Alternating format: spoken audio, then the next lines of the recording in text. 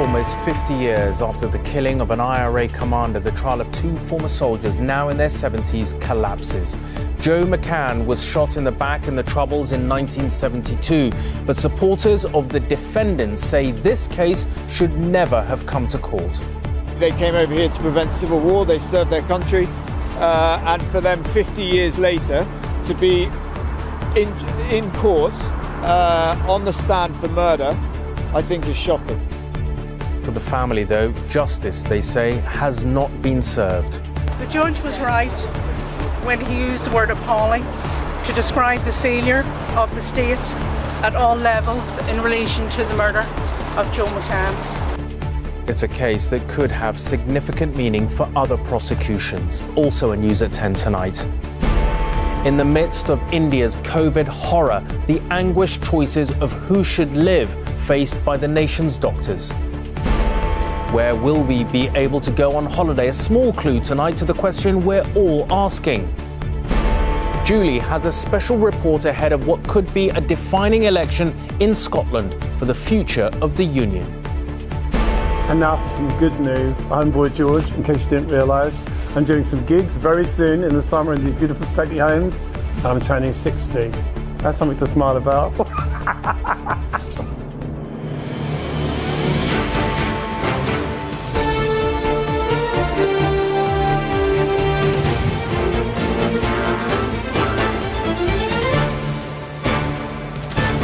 This is ITV News at 10 with Rageh Omaar.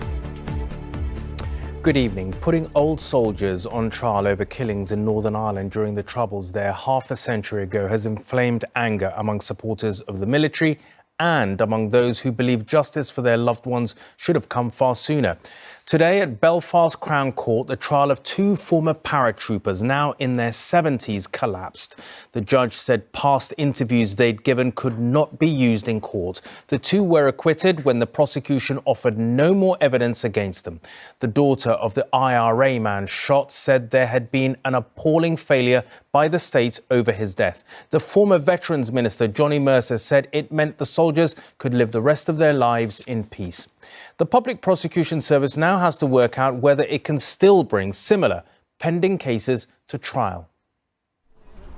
This was a moment to be savoured by the supporters of soldiers A and C, delighted that the men they turned out for had been acquitted of murdering an IRA commander almost 50 years ago. I'm glad it happened the way it did. They deserved it. Well done, thanks for your support, guys. Former Veterans Minister Johnny Mercer had quit his job over cases like this. Today he was withering in his assessment of public prosecutors who'd pursued two former paras for the shooting of an IRA man, Joe McCann, in Belfast in 1972. They served their country, and for them 50 years later to be in court on the stand for murder, right? All that's changed is the politics. There's no new evidence, I think is shocking. But for the family of Joe McCann, today was a difficult setback in their quest for justice.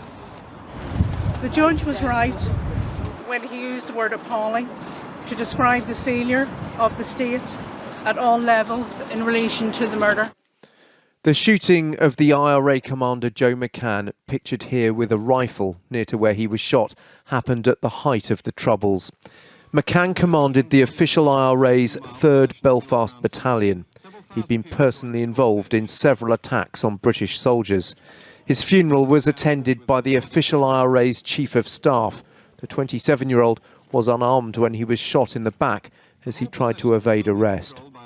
The paras who shot him on this street in Belfast weren't questioned by the police at the time, part of a controversial agreement to protect them from prosecution. Instead, they were ordered to make statements to Royal Military Police without legal representation and not under caution. But both those and later statements to the Historical Inquiries team were ruled inadmissible by the judge today, causing the case to collapse. It's given hope to veterans like Dennis Hutchings.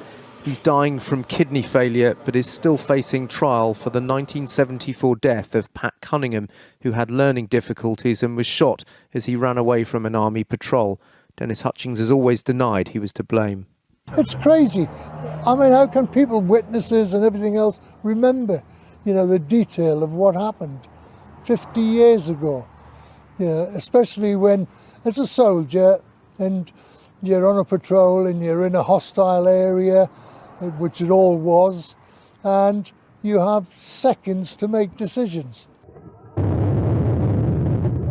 The conflict in Northern Ireland was bloody and brutal on both sides. Historical cases like today's have reawakened painful memories for everyone involved and has prompted questions about how Northern Ireland's troubled past can be subjected to fair justice almost half a century after events which still divide communities today.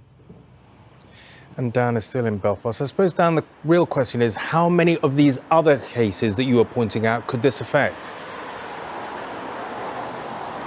Well, there's at least 6 other cases where former soldiers are facing charges, but there's more than 200 that are being investigated. And as the lawyers for Dennis Hughes pointed out in court, you're 54 times more likely to face prosecution as a former soldier here in Northern Ireland than as a former terrorist. And it's that imbalance in the system that has really angered people like Johnny Mercer, who quit his job as Veterans Minister over the government's failure to bring forward legislation to protect former soldiers for their service here in Northern Ireland. But what's happened here today could clearly be a watershed for those pending cases, especially if those cases are relying heavily or solely on the statements given by the soldiers themselves more than half a century ago. Dan in Belfast, thanks very much indeed. The figures tell one part of the coronavirus disaster unfolding in India. There have now been well over 20 million cases officially, though the real number is likely to be much higher. Pictures we've obtained of the country's biggest cemetery, now completely full, illustrate just what those figures mean in practice.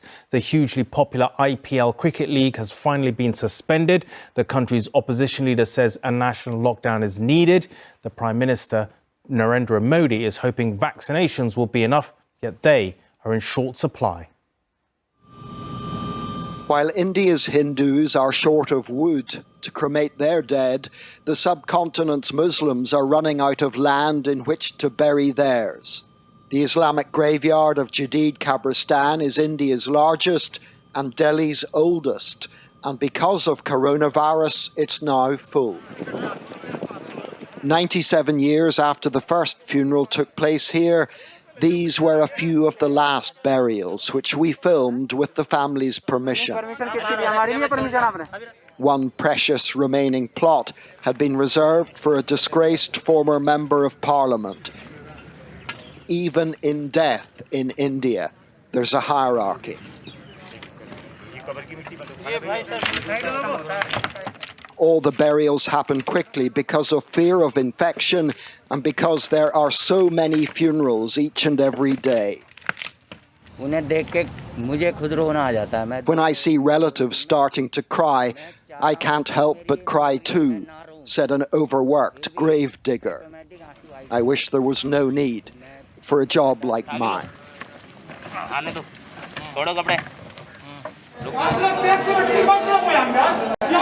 A rare sight, a queue of Indian people waiting to be vaccinated. On Saturday, everyone over the age of 18 became eligible. Vaccine is very important to take for our life savior. She's both right and very lucky. If one fact exposes government incompetence, it's that India is facing chronic vaccine shortages, even though an Indian company, the Serum Institute, is the world's largest producer.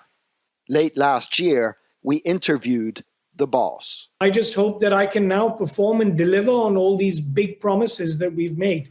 But the catastrophic failure was the government's decision to only order enough for just 2% of Indians to have been vaccinated by now.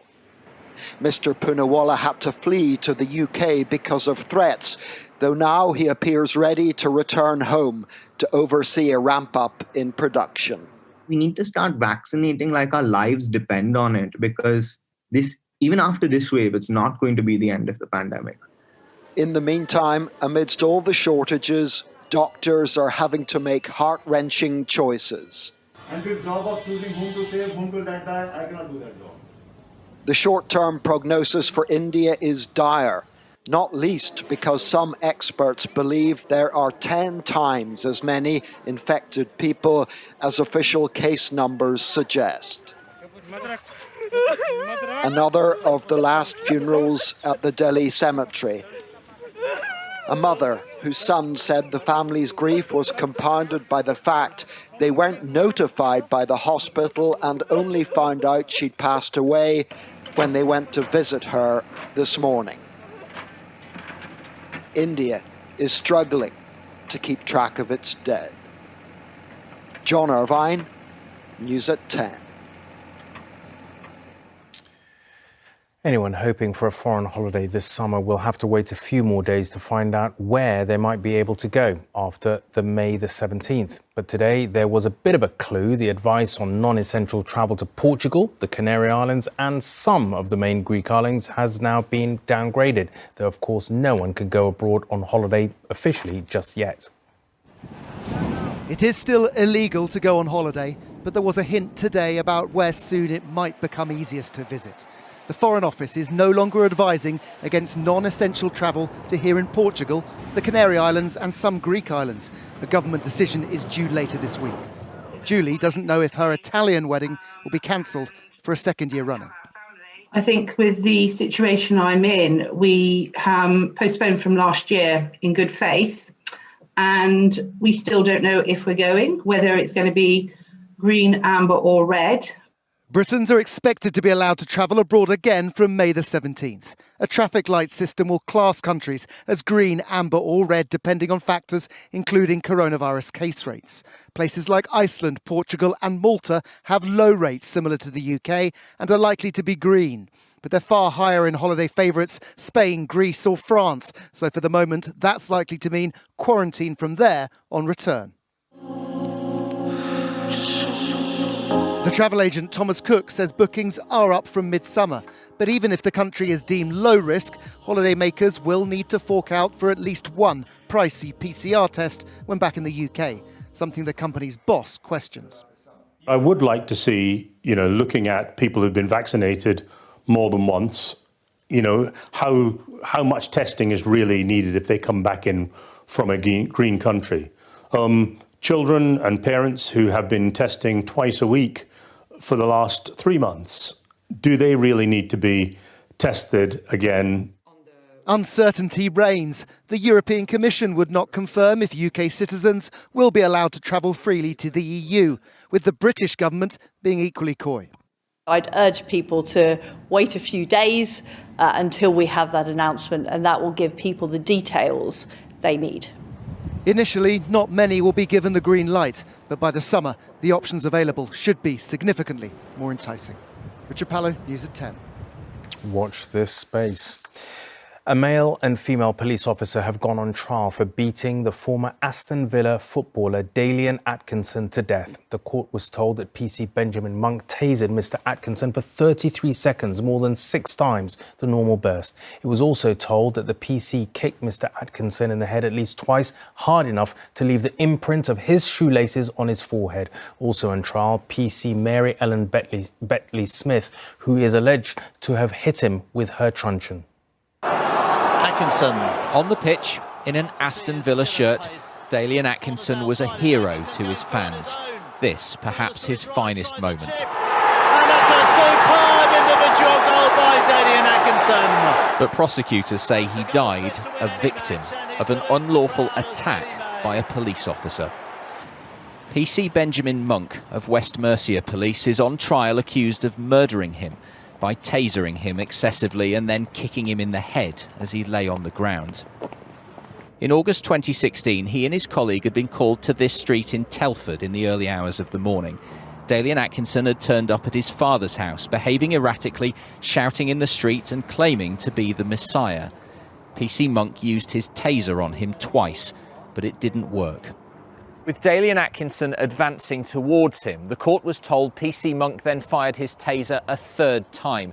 This time, keeping his finger on the trigger for 33 seconds. That's more than 6 times the standard amount, even as the former footballer fell to the ground.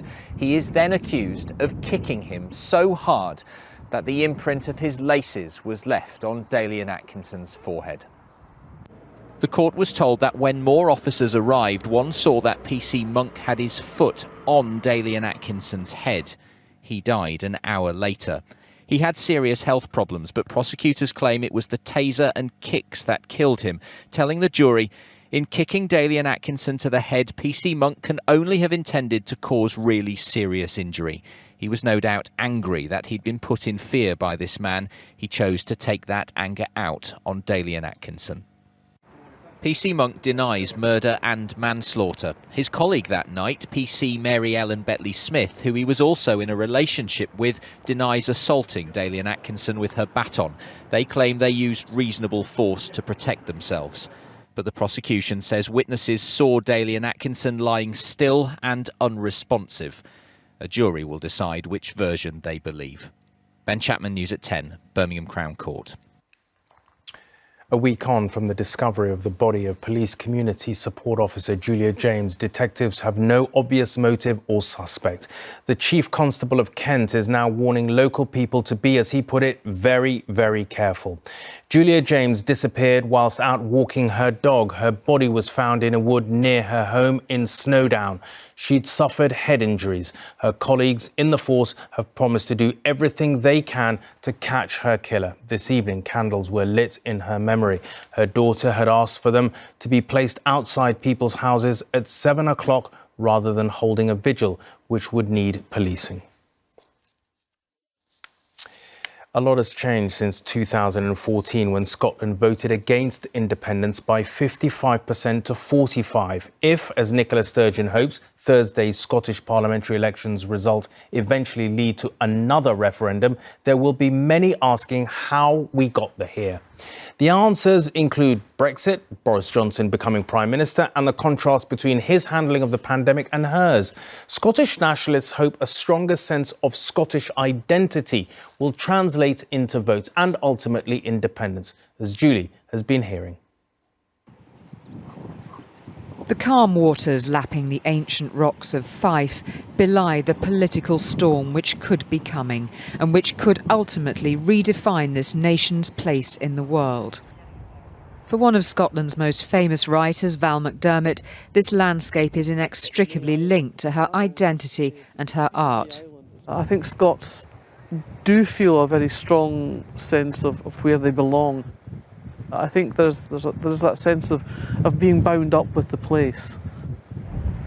Many of Scotland's artistic community are pro-independence, not driven by romantic ideals, Val McDermott argues, but by a deepening sense that a very English UK government has no connection here. There will be difficulties along the way. Nobody's suggesting that it's going to be the land of milk and honey. There'll be difficulties, but at least we will be difficulties that we will be dealing with on our own terms. We won't be dictated to by people we didn't vote for. To define oneself as a Scot first, but British too, is how many will have long described their identity. But since the last referendum, it's the gap between these two which is now the challenge. Support for independence between those identifying as Scottish, not British, and those identifying as more British than Scottish has widened. There's no doubt that Scotland's sense of itself is deeply bound up in the question of independence. But within the centuries-long union, distinct strands of Scottish identity have endured in its church, its legal system and in education. The question which could now come again, though, is whether that sense of identity can only find fulfilment in full independence. In this market in Glasgow, some of those tensions around identity were clear. British is a state of mind. It's not a nation. It's a dominant force that's called themselves British. They're not even what they call British. I definitely do feel Scottish, very much so. But I do like to be British as well, because when you travel abroad and things like that, I think the UK is a good place to be. For me, my identity is Scottish. Born in India, brought up in Glasgow. I love going to India, but the joy of coming back is even greater than the joy of going to India. During the two world wars, You didn't have the English at one side, the Scots, the Welsh and Irish. They fought together. So we should all be able to live together as British people. In an increasingly fractured union, though, even the understanding of what it means to be British is hard to pin down. But in Scotland, especially when it comes to independence, it can be an important indicator. If we look at how strongly Scottish you feel and we compare that to how strongly British you feel, then that gap is instructive for us. Because you can have someone who feels both strongly Scottish and strongly British, and they would behave slightly differently than someone who feels strongly Scottish and not at all British. So it's the thing about national identities is that we can't really look at them in isolation in Scotland because it's the relationships that are important. In Perthshire, the same family has been tilling Scotland's soil for decades. But for Rob Doig, there is a beauty in a complex identity which is rooted here, but with connections beyond. Show me a Scotsman who isn't a proud Scot, I think you'll find they're pretty thin on the ground. But I also identify much bigger than that. I identify quite definitely as British, and I'm quite pleased to feel European too. I don't think it lessens your identity to want to also be part of something else that's bigger than you are. As Scotland prepares for its big test on Thursday, most will think hard about the potential political churn which could follow, and which ultimately could decide if this nation sets off in a new direction. Julie Etchingham, News at 10, Perthshire. The search for bodies and the search for explanations have been going on all day in Mexico City after the collapse of a railway bridge that killed at least 23 people. A late-night local train was going over it at the time. Passengers and people below were crushed and killed. The line involved was the newest on the network. It was built 9 years ago. The question is, to what standard? Daylight exposed Mexico's tragedy. Line 12, a busy commuter route, shattered. The carriage of the late-night train hanging. The concrete beam designed to hold it up shattered and crumbled. Within this scene, at least 23 people were killed, including children. 80 people were injured. The concrete beam gave way last night, plunging the train onto the road below. For years, there'd been claims that Line 12 had been poorly designed and was weakened in an earthquake. If so, this was the dreadful consequence. For the families of those missing, it was less why than where. As they begged to be let into the scene and treatment areas to find those they feared for. Photos on phones shown in the search for news. My sister uses that line all the time, this man says. She's not answering her phone since 15 minutes before, and she was probably on there. This woman was called by a stranger from her husband's phone to say he'd been taken away. She doesn't know whether dead or alive. The images of the dead being brought out beneath white sheets was confirmation that many lives had been lost and many more changed forever. Today, the dead were identified as the president promised a full investigation. One of the main questions that inquiry must resolve is whether safety issues were ignored here, and by who. Emma Murphy, News at 10 in the United States. What was almost certainly a gas explosion has blown a huge hole in a row of houses in Kent. There was virtually nothing left of one of the houses in Willsborough, near Ashford. No one was killed, but 7 people were injured and 2 of them seriously. The former Spurs manager, Jose Mourinho, hasn't had to wait long to find a new job. 15 days, in fact. He's going to manage AS Roma next season. It'll be his second Italian job. He won the treble with Inter Milan a decade ago, including the Champions League. Roma said they had signed one of the greatest managers of all time. He said it was the passion of the club's fans that had convinced him to accept the offer. Well, to this season's Champions League now, and it is The Manchester City manager Pep Guardiola, who has become the first to take the club to a Champions League final. 2 goals from Riyad Mahrez gave them another win against Paris Saint-Germain to make it 4-1 over the 2 legs. It means City are still within a chance of the treble, and there is still a chance of an all-English final if Chelsea can beat Real Madrid. Early May, it could have been midwinter, a pitch covered in hail for City's holy grail, the elusive Champions League. There was drama right from the start, a penalty awarded against them for handball, overturned by VAR. And reprieved, City skated down to the other end to score. It's Riyad Mahrez! Well, he scored in Paris, and he's done it again tonight. It's first blood to Manchester City in the second leg of the semi-final. Paris Saint-Germain had the Brazilian magic of Neymar, but City threw everything in his way. Look at the celebrations. And at the other end, City were ruthless. De Bruyne to Foden to... Mahrez! Here it goes! Manchester City can start dreaming of the final! From there, PSG lost their cool, and the former Manchester United player Di Maria was sent off. The red card, Di Maria. Foden hit the upright, but City didn't need any more. 4-1 on aggregate, and after years of sweat and tears, they are through to their first Champions League final. Chris Scudder, News at 10. The Duchess of Sussex has written a children's book about the bond between a boy and his father. Meghan says The Bench was inspired by her husband, Prince Harry, and their son Archie. She says it started as a poem she wrote for Harry on Father's Day and developed into the illustrated book, which comes out next month. Meghan will also narrate the audiobook version. Finally, he still thinks of himself as a boy, but at the age, I should say, of nearly 60, the singer Boy George is old enough to become the subject of a big screen film about his life. He's also excited to be emerging from lockdown, which he spent listening to and writing music, and to be appearing in front of a live audience in June. "I'm not an internet person," he told us. Entertaining people is what he does. It's going to be a very unique experience doing this because I've never not worked for a year, ever. The location, Kenwood House in North London.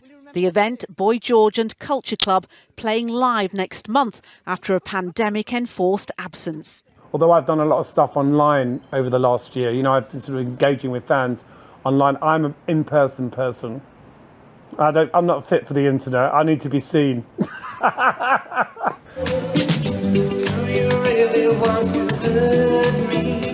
The band have sold more than 150 million albums since forming in 1981.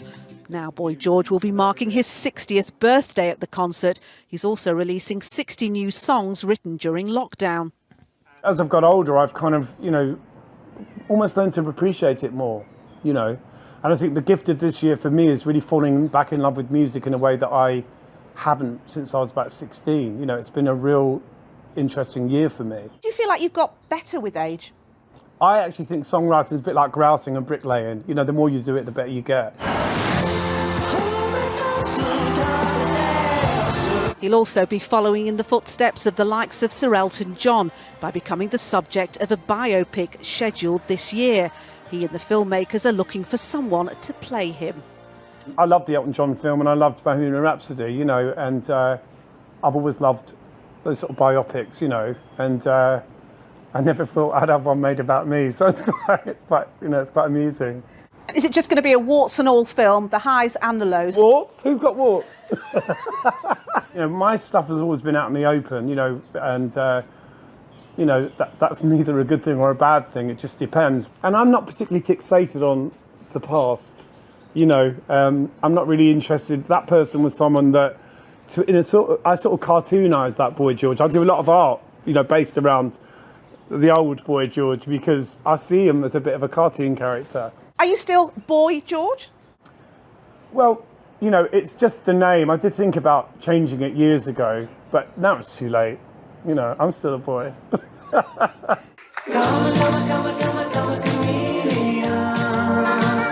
Some things then have not changed. Boy George will be back on stage this summer with his big screen version to follow. Nina Nanar, News at 10 at Kenwood House. It'll be quite a spectacle, I'm sure. And that's it for tonight from all of us on the News at 10 team. A very good night.